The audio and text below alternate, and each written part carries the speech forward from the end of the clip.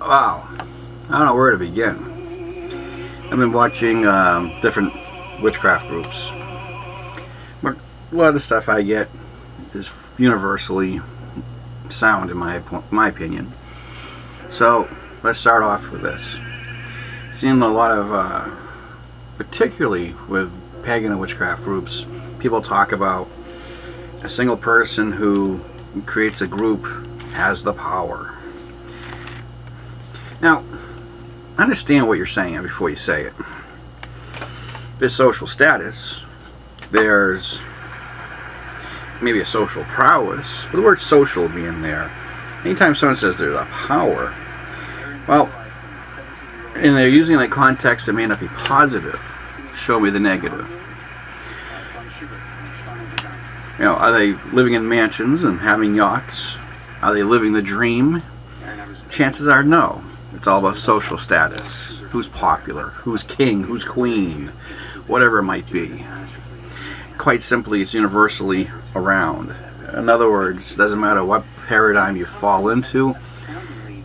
It's similar to what I see all around. You know, old Ragnar Redbeard had said it was, right through might. In this case, you might have your right through popularity. And again, I see this a lot with different witchcraft and pagan groups. But even still, I would even see something like this in the left-hand path community.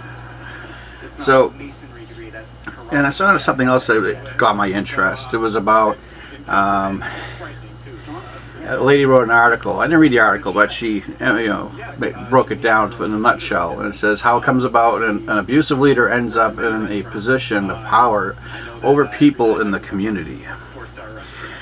To me, that's a load of bullshit. If you belong in a community and you got someone who's abusive, two things happen. You either vote them the fuck out or you just step out, right? If you have a mind of your own. If you don't and you're sheeple, you belong where you are. Point simple.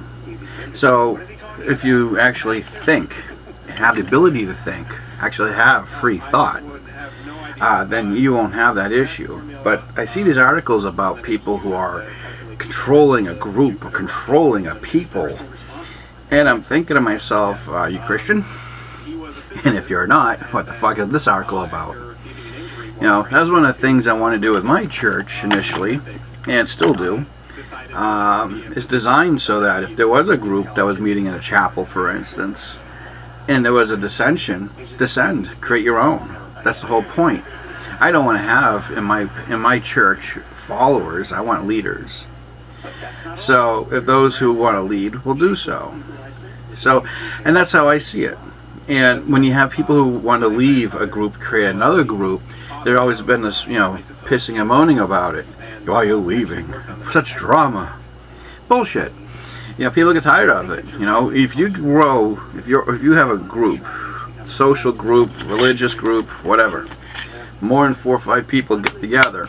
But once you come 15, 25, 50 people, you're going to have a common ideal, but eventually, like an amoeba, you will split. I think if you look up Christianity in Wikipedia, you'll find that there's over 1,300 denominations, henceforth.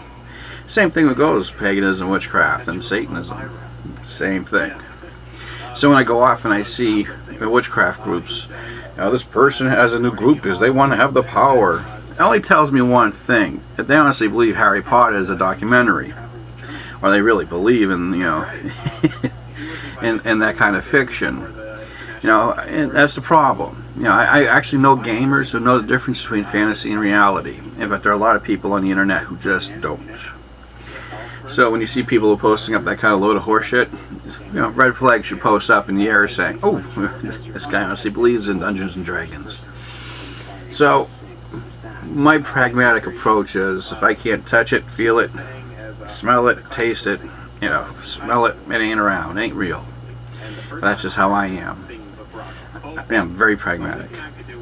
But when I go off and I see things like, people having power over a group, I think you honestly forget any form of political arena. It's the group that has a power, and it's the group that will dictate who and what, when, and where. They will choose a leader, or they just choose somewhere else to go. But if those actually are sheeple, like I said, you guys have no fucking place to go but where you're at, because there's no place for you in the real world to begin with. So when you see posts talking about leadership and all that horse shit, understand something. If you can't lead yourself, you got enough problems to worry about another leader. That's just my 2 cents. So anyways, I'm going off to join a new group, or I should say I got sucked into a new group, and I wanted to share this food for thought for people. And that is, you know, if you go off and there's a herd mentality, it's time to understand what kind of clothing you're wearing. Is it the sheep? Is it the wolf? Or are you simply lost and out of place and you should go find your own place to be? Anyway, my 2 cents to the whole dramatic thing. I've seen this in about 3 different groups today, literally, in sequence. That's what makes me the observational kind of person. I always see shit. And, yeah, one was about a person trying to establish power. The one was talking about power, abusing their power. What power? The only power people have is the power that others give. So take back your shit. Create your own power. Be the power of yourself. Be the master of yourself. God forbid you should think and do things on your own, right? My 2 cents.